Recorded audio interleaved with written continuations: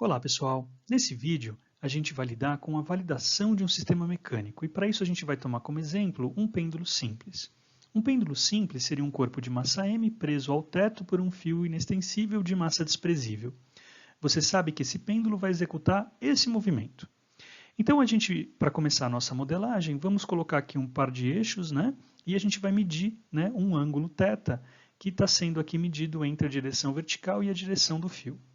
Perceba que a gente precisa, como passo inicial, entender quais as forças que agem nesse pêndulo. Então a gente sabe que existe a força peso, vertical para baixo, a gente sabe que existe a força de tração na direção do fio, no sentido de contrário à tendência de separação, e a gente tem também o arrasto, que é oposto à velocidade. Então perceba que eu vou desenhar por um instante aqui o vetor velocidade e, na sequência, determinar que o vetor arrasto, que eu estou chamando aqui de D porque em inglês drag, esse vetor estaria na mesma direção da velocidade, sentido oposto a ela. Feito isso, a gente não precisa mais da velocidade, ela não é força, então a gente vai apagar aqui do nosso diagrama de corpo livre. Perceba que a gente precisa aqui estender as nossas direções para conseguir transportar os ângulos para o nosso diagrama aqui de forças. Então perceba que, naturalmente, esse é o ângulo θ, que é o ângulo entre a linha do fio e a direção vertical. Assim como a gente fez no lançamento oblíquo, a gente tem aqui um ângulo alfa, que seria o ângulo que a velocidade faz com a direção horizontal. Então, a gente pode perceber que esse ângulo alfa, por ser oposto pelo vértice, está aqui, e da mesma forma o θ também está aqui. Então, a gente, marcadas as forças, agora pode escrever as equações, a segunda lei de Newton para as direções x e y. Então, a gente vai começar escrevendo aqui, a resultante em x é igual à massa do pêndulo vezes a aceleração na direção x. Para escrever essa equação, a gente precisa decompor as forças. Então, a gente tem aí tração e drag, que é o arrasto, que estão aí numa direção oblíqua. E a gente, então, precisa decompor essas forças em TY. Perceba que TY é o cateto adjacente de θ, então isso aqui vai ser T cosseno θ. A gente tem aqui T seno θ, da mesma forma com o drag, a gente vai ter D seno alfa, e aqui a gente vai ter D cosseno alfa.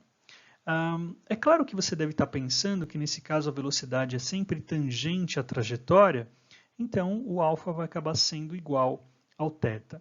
Mas na nossa modelagem a gente não precisa partir dessa premissa, tá bom? Porque a gente sabe que o drag é sempre oposto à velocidade, então se a gente calcular tudo direitinho, o ângulo da velocidade deve ser suficiente para calcular corretamente o arrasto. Então vamos lá. A gente vai então saber aqui quais são as componentes da resultante em x que vão ser usadas no lado esquerdo da nossa equação ali, que é a resultante, que na verdade é a soma de forças nessa direção. Então perceba que a gente tem ali as duas componentes D cosseno alfa e T seno alfa que estão no sentido oposto ao eixo x. Então a gente vai escrever aqui essas duas forças do lado esquerdo. Então vai ficar menos T seno θ menos D cosseno alfa, isso é igual a massa vezes a aceleração, e aqui eu substituí a aceleração em x por d2x dt2, que você já sabe que é a taxa de variação do espaço. Da mesma forma, a gente vai escrever a resultante em y igual a massa vezes a aceleração. Então perceba ali que a gente tem a componente t cosseno θ em y, no sentido positivo de y, d seno alfa no sentido negativo de y e p no sentido negativo de y. Então, os sinais, como você sabe, eles vêm, na verdade, do sentido das forças em relação aos eixos de coordenadas. Vamos retirar aqui o que a gente não precisa para a gente, então, prosseguir com o nosso equacionamento. Vamos deslocar, então, essas equações aqui para cima. Reescrevendo as nossas equações, a gente pode deixar aqui a aceleração em x do lado esquerdo, isso vai ser igual a resultante em x sobre a massa. Por sua vez, a aceleração em y vai ser a resultante em y sobre a massa. Observando a figura, a gente também sabe que o seno de θ é igual ao cateto oposto sobre a hipotenusa, que na verdade é um Pitágoras ali entre as coordenadas x e y, e por sua vez o cosseno de θ é o cateto adjacente sobre a hipotenusa. Reorganizando aqui as nossas equações, a gente pode seguir. Mas antes de prosseguir, a gente precisa se perguntar Será que a gente consegue já resolver essas equações diferenciais? Bom, do lado direito a gente tem ali já determinados, né, o peso, mg, a gente sabe quanto vale. A gente sabe determinar a força de arrasto, ela tem uma equação bem determinada e você já utilizou, né, essa equação no lançamento oblíquo.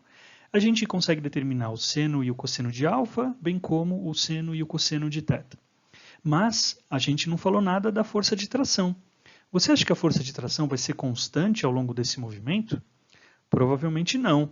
E ela não é mesmo constante. E até aqui ela é indeterminada. A gente não disse nada sobre a força de tração. A gente só desenhou, né, a força de tração, a gente sabe a sua direção a todo instante, mas a gente não sabe a sua intensidade. Então, ainda bem que a gente está num movimento circular. Então, a gente vai conseguir determinar essa força de tração agora. Veja só, a gente vai desenhar aqui uma direção tangente ao movimento. Essa direção é uma linha imaginária que anda junto com o pêndulo, sempre na direção tangente à sua trajetória. E uma outra linha que eu vou chamar de direção radial. A direção radial sempre passa pelo centro de uma circunferência, né, num movimento circular. Então, o que a gente vai escrever, né? Você deve se lembrar no ensino médio que todo movimento circular tem uma resultante centrípeta. Centrípeta significa apontada para o centro. Então, se a gente utilizar esse sistema de coordenadas ali, que você vai aprender em física do movimento, como isso funciona direitinho, a gente vai poder escrever, na verdade, essa componente da força-peso nessa direção radial, né, para poder escrever essa equação aqui. Veja bem, veja se você entende essa equação. Menos t, porque ela está no sentido oposto ao sentido radial. Perceba que o sentido radial é para fora da curva, para fora da circunferência. Então, por isso o sinal de menos, né? Porque eu estou adotando aquele sistema de coordenadas azul para escrever essa equação. E aí, mais p cosseno θ. Perceba que mais, porque p cosseno θ, que é a projeção de p nessa direção, ela está no sentido positivo do sentido radial, né? E aí isso é igual ao que? Você lembra que a resultante centrípeta era calculada como massa vezes aceleração centrípeta, né? Se você não se lembra, tudo bem. Você pode pesquisar rapidamente ou simplesmente esperar o curso de Física do Movimento, a gente vai demonstrar de onde essa equação vem. Mas para quem já lembra, né, já deve ter reconhecido que a aceleração centrípeta é v ao quadrado sobre o raio. E esse raio, na verdade, é o L, é o comprimento, né, dessa trajetória circular. Então, por que o sinal de menos? Também porque a aceleração centrípeta aponta no sentido, né, do centro da curva. E a gente, no nosso sistema de coordenadas, aí, a gente utilizou, né, um eixo que é o eixo radial, que aponta para fora da curva. Então, perceba que, sendo verdade essa equação, ou seja, duas forças aí projetadas nessa direção radial são iguais, né, à aceleração centrípeta, a gente pode aqui determinar a força de tração. Então, a força de tração, veja, eu sei determinar a massa e a aceleração da gravidade, porque são dados do problema. O cosseno θ a gente já sabia determinar. A massa é dado, o L é dado e a velocidade a gente consegue calcular a todo instante, da mesma forma que você calcula, né, para calcular o arrasto. Então, perceba que, sabendo, né, o instante de tempo em que isso está acontecendo, a gente poderia ter todas essas variáveis definidas e a gente calcularia a força de tração. Pois bem, vamos resumir tudo que a gente fez. A gente sabe quem são cosseno e seno de θ. A gente sabe quem é a velocidade, porque a velocidade, na verdade, é a raiz quadrada de vx ao quadrado mais vy ao quadrado. A gente sabe determinar, como no lançamento oblíquo, o cosseno de alfa, né, e o seno de alfa. A gente acabou de determinar a força de tração e a gente também sabe determinar a força de arrasto, que é aquela equação que a gente já utilizou no lançamento oblíquo. Percebe, então, que agora sim a gente consegue reescrever as nossas equações diferenciais, né, sabendo calcular todos os termos a cada instante. E isso aqui é o nosso sistema, né, que representa o nosso modelo. Então, a gente vai simular esse modelo no Python. Você sabe que a gente não consegue resolver no Python as equações diferenciais de segunda ordem. Então, a gente precisa abrir e transformar aquelas duas equações de segunda ordem, né, em 4 equações diferenciais de primeira ordem. Perceba aí no nosso código que todos aqueles cálculos que a gente precisa fazer antes de montar a nossa equação diferencial estão aí feitos. Então, seno de θ, cosseno de θ, velocidade, cosseno de alfa, seno de alfa, atração, o drag, que é o arrasto, e aí a gente começa a escrever as nossas equações diferenciais exatamente da mesma forma que a gente escreveu, né, em formalismo matemático. Então, perceba que, simulando isso no Python, a gente pode plotar gráficos como a trajetória do pêndulo, né, a posição do pêndulo no tempo em x, a posição do pêndulo no tempo em y, né, e a gente pode até fazer uma animação desse pêndulo partindo ali daquele ponto para a gente ter certeza de que implementou isso de forma razoável, né? Bom, até aqui a gente não fez nenhuma discussão muito diferente daquela que a gente já fez, né, nos sistemas ali que a gente modelou, né, tanto no lançamento oblíquo, no saltador e nos planetas. Mas a gente precisa aprofundar um assunto que é exatamente a validação. Então, primeiramente, vou fazer uma pergunta que é: como podemos validar a nossa implementação? Então, perceba, eu não estou falando de validação do modelo, eu estou falando de validação da implementação. Uma estratégia muito comum para validar a implementação em modelos, né, de sistemas mecânicos seria utilizar a energia. Então, a gente pode calcular, já que a gente tem a posição e a velocidade do pêndulo, né, em todos os instantes da nossa simulação, a gente pode calcular a energia cinética, fazendo meio de mv ao quadrado, e a energia potencial, que seria mgy, sendo y aí, né, a altura do pêndulo. Pois bem, a gente precisa recordar que o nosso pêndulo, né, ele tem aí a força-peso, a força de tração e a força de arrasto. A força de arrasto é uma força dissipativa, assim como uma força de atrito, por exemplo, né, num movimento que ocorre numa superfície. Então, qual é a característica da força dissipativa? É ela perder energia mecânica. Então, como a energia mecânica em todo instante é a soma dessas duas energias, a gente pode aqui plotar um gráfico, né, da energia potencial, da energia cinética e da soma delas, que é a energia mecânica. Então, perceba aí que por um tempo maior de simulação, a energia mecânica está caindo, o que é consistente. Mas, se a gente retirar, por exemplo, da nossa modelagem essa força de arrasto, isso é muito fácil de fazer, bastaria zerar aquela intensidade da força de arrasto no nosso código, a gente percebe então que o nosso sistema passa a ser conservativo. Então, quando a gente obtém um gráfico da energia mecânica conservada, né, durante todo o tempo de simulação, a gente tem certeza que a nossa implementação está correta. Mas isso não significa que o nosso modelo esteja validado. Então, a gente precisa caminhar e discutir a validação do modelo. Para validar, então, o nosso modelo, a gente não pode partir de informações que vêm do próprio modelo. A gente precisa, na verdade, de informações externas. Como a gente fez no projeto 1 e no projeto 2, essas informações externas, elas podem vir, na verdade, de um experimento que a gente mesmo faz, ou de um experimento, né, feito por outras pessoas, empresas, universidades, que fornecem para a gente aí informações, né, dos resultados do experimento, e a gente pode utilizar, então, essas informações externas para comparar com os resultados do nosso modelo. Então, em sistemas mecânicos, é possível, né, que vocês encontrem alguma coisa parecida com o experimento de vocês em vídeo. Então, por exemplo, eu procurei na internet, né, um experimento aqui realizado por uma universidade, que, na verdade, foi o experimento de filmar um pêndulo exatamente como esse que a gente está utilizando. Perceba que as informações já me são dadas ali, é óbvio que a gente poderia fazer nós mesmos, né, um experimento parecido com esse, filmando, deixando a câmera paradinha, mas perceba que nesse vídeo a gente tem a informação ali da massa do pêndulo, que é de 1 kg, o comprimento ali do fio do pêndulo, que é 1 metro, né? E a gente tem na própria lousa que está atrás do pêndulo as distâncias, que são, na verdade, as distâncias reais para a gente poder utilizar na nossa validação. Então, observe esse vídeo. A gente tem aqui, né, em cada instante de tempo, né, uma posição x e uma posição y.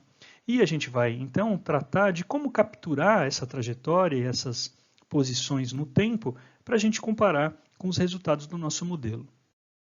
O Tracker é um software bem legal que vai nos ajudar a fazer isso. Então, eu vou pedir para vocês, né, baixarem esse software, né, no computador de vocês, para quem usa Windows ou para quem usa Mac, vocês podem então baixar as respectivas versões e instalar no computador de vocês, porque a gente vai utilizar para fazer a validação, né, nessa aula. Instalado o Tracker, você vai abrir o programa, né, e você vai primeiramente importar um vídeo, né, que é esse que a gente vai disponibilizar para você na aula. Então você vai vir aqui, importar o vídeo, vai escolher onde você, na verdade, baixou esse vídeo no seu computador e vai abrir o vídeo. Importado o vídeo, a gente está pronto para começar. A gente precisa dizer para o tracker, né, que, sei lá, uma distância no vídeo de 1 centímetro corresponde, na verdade, a 1 metro na vida real. Ou, sei lá, 5, 4 centímetros, dependendo do vídeo. Então, como é que a gente faz isso? A gente vai vir aqui em fita métrica, nesse ícone, vai clicar em novo e aí bastão de medição. E aí com o Shift apertado, a gente vai clicar, né, no primeiro ponto e com o Shift apertado, a gente vai clicar no segundo ponto. Perceba que ele coloca uma distância ali qualquer e a gente vai dizer para ele, olha, essa distância no mundo real é 1 metro. Percebe que o vídeo dá essa informação para a gente. Depois a gente vai precisar dizer para ele aonde que está o eixo de coordenadas. Então, clicando ali no eixo, e ele vai apresentar o eixo de coordenadas, a gente vai arrastar para a origem do nosso modelo. Ou seja, o nosso modelo considera a origem do eixo x e y dessa forma. Depois a gente vai clicar em novo, e a gente vai colocar ponto de massa, e aí ele já vai deixar essa tecla, essa janela aberta, e com o Shift apertado, a gente vai clicando, né, no ponto e ele vai deslocando, né, frame a frame, para a gente poder ter a certeza de que você está no início do vídeo. Então, frame a frame, você vai marcando, e aí com o Shift apertado, você só vai clicando com o mouse, bem ali no centro do pêndulo. Percebe que ele vai marcando as coordenadas x e y ao longo de todo o trajeto do pêndulo. Então, perceba que se você for fazer um vídeo como esse, né, você precisa, primeiramente, saber, né, qual é o bastão de medição correto que você vai utilizar e saber também onde é o início do seu sistema de coordenadas, porque você está dizendo para o tracker, né, que todos os pontos em Y ali, por exemplo, são negativos. Perceba do lado direito que ele vai, na verdade, gravando todos os pontos em cada instante de tempo. Nessa tabela que ele está mostrando ali do lado, tem o tempo, o x e o y. Pois bem, vamos terminar de gravar então todos esses pontos. Perceba que eu posso fazer, né, por mais tempo ou por menos tempo, dependendo de quanto vídeo eu tenho. Então já fiz aqui. Eu vou clicar aqui, na verdade, em dados e vou pedir para ele mostrar a velocidade em x e a velocidade em y também. E depois eu vou vir em arquivo e exportar, na verdade, arquivo de dados. Perceba que é muito importante você, na verdade, configurar essa exportação, principalmente no delimitador como vírgula, porque a gente vai gerar um arquivo, né, separado por vírgula. Então, escolha aqui no seu computador onde você vai salvar esse arquivo. Então, eu estou selecionando aqui um diretório qualquer, e aí eu vou dar um nome para esse arquivo, e não se esqueça, né, vou colocar pêndulo.csv. Então, não se esqueça de colocar essa extensão CSV. Pronto, o arquivo está salvo. Salvo o arquivo, eu vou abrir aqui no Windows com o bloco de notas.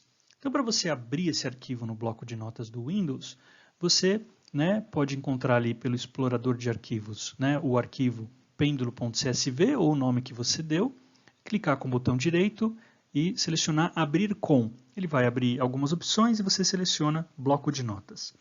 Pois bem, você pode fazer isso no Mac também, usando o editor de texto.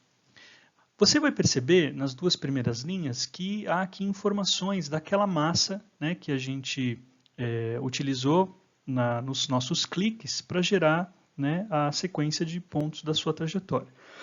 Então, perceba que ele dá na segunda linha para a gente, na verdade, ali os nomes das colunas dos dados que estão abaixo.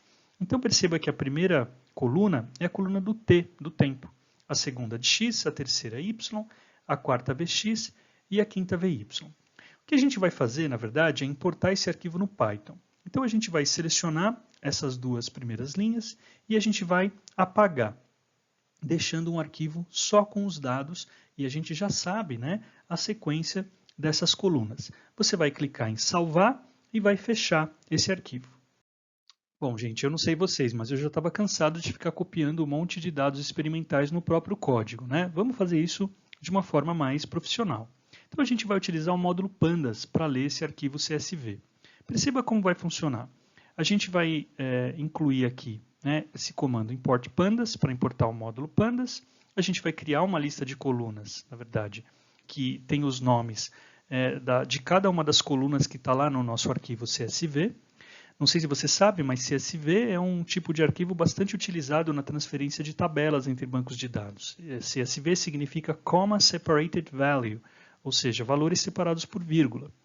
E a gente vai utilizar esse comando aqui para trazer, né, todas as informações do arquivo para o módulo data, através desse comando pandas read CSV, e a gente vai passar, na verdade, o nome do arquivo e, importante, esse arquivo tem que estar no mesmo diretório do arquivo IPython Notebook que você está usando ou de outro arquivo Python que você está usando. Vírgula, names igual a colunas, porque você está dizendo para ele que as colunas que ele está lendo têm esses nomes aí, tá certo?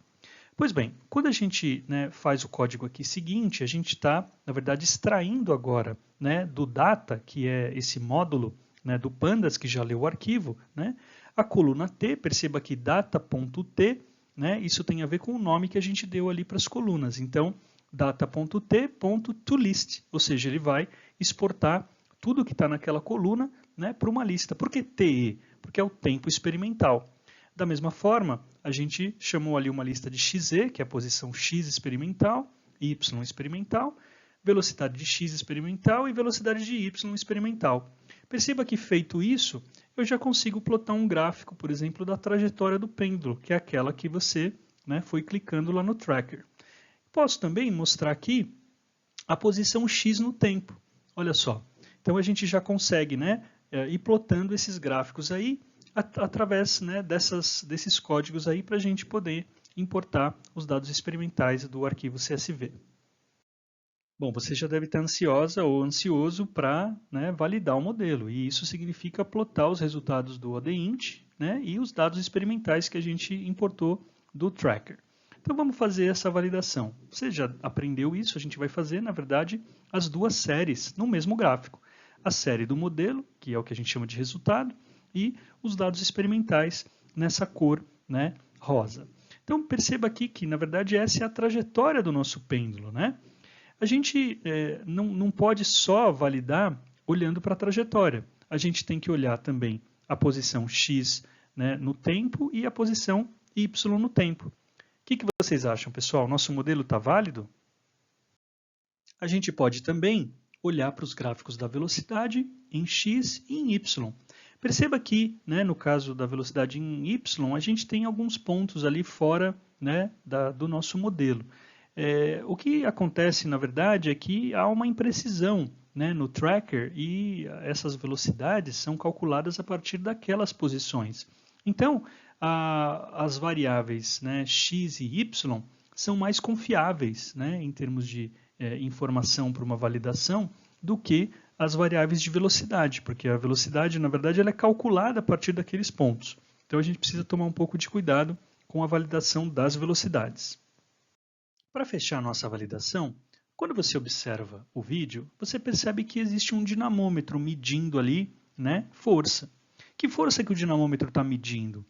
Ora, ele está medindo a força de tração no fio durante o movimento do pêndulo. Então perceba que na posição inicial, né, o dinamômetro está marcando ali 8 newtons de tração no fio. Quando ele chega na posição mais baixa, que é a posição, né, de x igual a zero, perceba que a posição x, né, igual a zero, é o ponto onde ele fica mais baixo na trajetória e ali a sua tração está sendo medida em 14 newtons. Será que a gente consegue calcular essa tração ao longo da trajetória e comparar com esses dados reais? Claro que sim. Veja, a gente tinha, na verdade, modelado a força de tração como sendo mg cosseno θ mais mv ao quadrado sobre L. Ora, quem seria cosseno θ? A gente tinha definido isso também, né? Cosseno θ seria essa equação aqui, e a gente pode calcular o cosseno θ a cada instante. Por quê? O resultado do ODINT permite que a gente obtenha x e y no tempo, a todo instante, assim como Vx e Vy, a partir dos quais a gente pode calcular a velocidade. Então, se a gente consegue calcular a tração, né, em todos os instantes, e a gente tem a posição x, por exemplo, em todos os instantes, a gente consegue fazer um gráfico como esse. Percebe que a tração nesse gráfico parte de 8 newtons, né, quando o x ali é aproximadamente menos 0,6, ele está à esquerda, quando o pêndulo está à esquerda, né, do seu eixo central, e no ponto mais baixo, que é quando o x é igual a zero, a nossa força de tração é 13,8 newtons, bastante próximo dos 14. E aí, pessoal, vocês acham que nosso modelo está validado?